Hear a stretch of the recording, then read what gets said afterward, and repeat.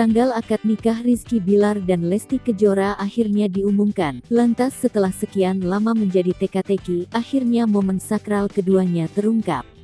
Hal ini disampaikan melalui akun Instagram resmi stasiun televisi swasta, Indosiar, Senin, tanggal 28 Juni tahun 2021. Dalam unggahan itu, diumumkan sejumlah tanggal dari serangkaian acara pernikahan. Di antaranya adalah prosesi pengajian dan siraman yang bakal digelar pada tanggal 21 Juli tahun 2021. Kemudian momen sakral dari Rizky Bilar dan Lesti akan dilangsungkan tanggal 23 Juli tahun 2021 mendatang. Hingga kini tidak ada keterangan lokasi pasangan ini akan mengikat janji suci berdua.